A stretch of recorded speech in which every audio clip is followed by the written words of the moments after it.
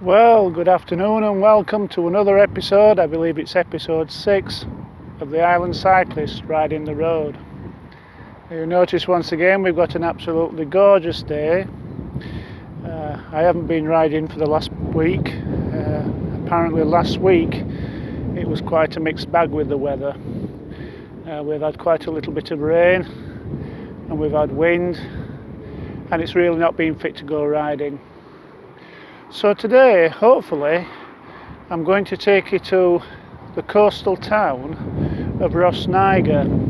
It's still on the west coast of Anglesey. I've tried to move away from the west coast, but I couldn't really move away without first taking you to Rhosneiger. Now, Rhosneiger's quite a popular tourist destination. It's not a place I go to a lot, but I do go there on occasion. Now it's a nice ride out there, lovely country roads again, as always. Keep away from the main road, but to start off with we have to go on the A5 first before we can get onto the country road. So today we're going to go onto what's known on Anglesey as Cycle Route 8. Cycle Route 8 basically takes us down the island, or should I say it takes us east across the island. So we're going to go east across the island, and then basically we're going to do a dog leg and go back to the west. So join me now as we take this cycle trip to Rhosneiger.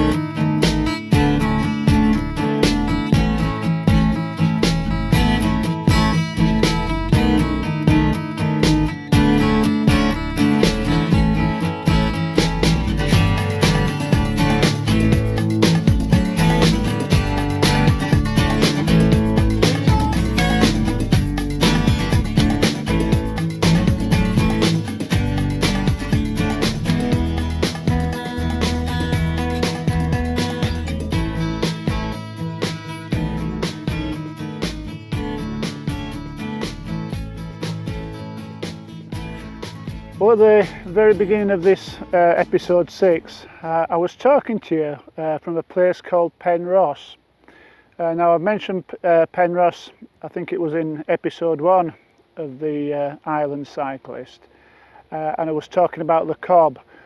Well, from where I was speaking of there, I was at the opposite end of the Cobb from episode 1. But just in front of me at that time that I was recording, there is a little track in front of the field that I was standing on, and that is basically the beginning of Cycle Route 8. Now I just went through Penrhos Woods. I don't normally go through the woods, I normally go on the side of the A5 on the cycle track, but there is a cycle route through Penrhos Woods, and it takes you obviously through the wood and then onto the A5 for a short distance. Well, I've come off the A5 now, and I've mentioned on a number of my videos a little place called Valley. It's a suburb about 2 to 3 miles away from Holyhead. Now I've just skirted Valley. I've come off the main road, and I'm going to swing the camera around now because you'll see behind me this little lane, and I'm going to follow this little lane for a few miles. But this little lane is also part of Cycle Route 8. What you have to do is you go on Cycle Route 8, you come off it, you go back on, you come off it. That's the way it is. But yeah, it's well signposted. There's blue signs, and of course you've got the red Cycle Route 8 sign there.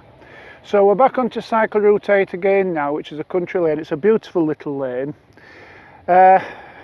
Behind me here, I don't know if the microphone's picking it up, but just through these trees, literally 25 yards away, is the busy A55. Now the A55 runs parallel, and I mentioned this on a pilot video which hasn't actually gone on YouTube, but the A55 runs parallel with the railway line which comes out of Holyhead railway station. That's where the trains terminate, they can't go any further. Obviously you get people coming on the train as foot passengers to go on the ferry to Dublin. But obviously the train terminates at Holyhead, but what I'm trying to tell you is that this road that we're on now is one of the original roads that was in Anglesey. Got a car coming past. Yeah, this was one of the original roads that took you from the west side of Anglesey down to the Menai Straits. Then later on in time they built the A5, which we've just cycled on to get back to this cycle route 8 again. This road, I've looked on the map and it just doesn't seem to have a road number. I can't find a road number anywhere for it, so I can't really give you the road number. It's just part of cycle route 8. But as I was saying, this was one of the original roads back in history, and then of course they built the A5, which we've already been on. Running parallel with the A5 is the main railway that goes from, obviously I mentioned before, terminates in Holyhead, but it goes from Holyhead all the way up to Liverpool and Manchester. And then at the side of the railway line you get the A55, and like I said, I don't know if you can hear the traffic behind me, but it really is a busy road, especially at this time of the year when the tourists are coming to visit. So what we're going to do now is we're going to jump back on the bike again. We're going to take you down this cycle route 8, and I'll show you some of the scenery as we go down. Like I said, it's a lovely little lane. Just as something extra, I'd like to mention that cycle route 8, it does actually run from Holyhead right the way through Anglesey. I think I mentioned it, I might have mentioned it on episode 1. It runs all the way down to the Menai Straits, across the Menai Bridge, and at the other side of the Menai Bridge you pick up cycle route 8 again, and it takes you all the way down to the West Midlands. So it is a really long cycle route, and it takes you through some fantastic scenery. So we're going to hop back on the bike now, and I'm going to let you well, I'm going to film a little bit of scenery for you to see as we take the trip down.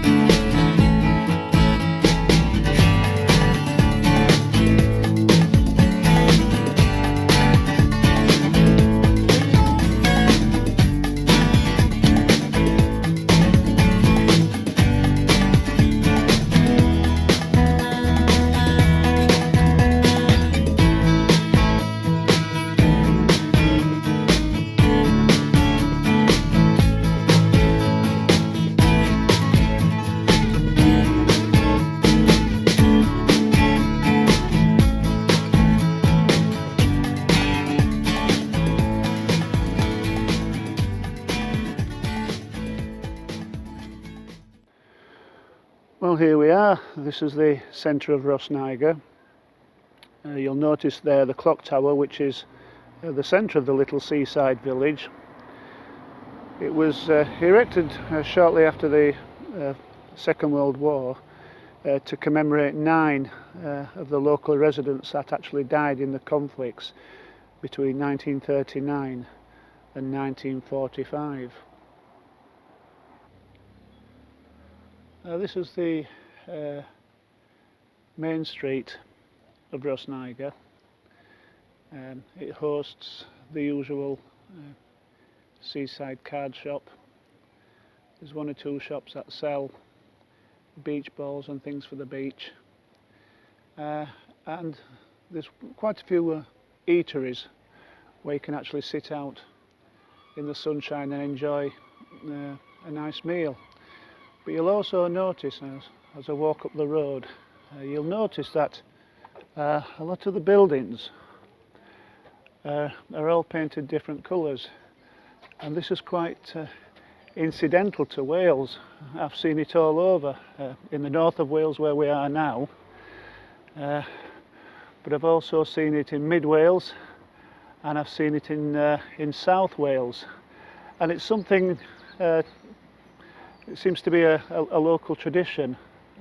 I don't know how many years this has gone on, but it just seems to be a local tradition where people actually paint the outsides of the shops different colours, and a lot of the time the houses. And out to the other side, as I mentioned earlier on, it's only a tiny place.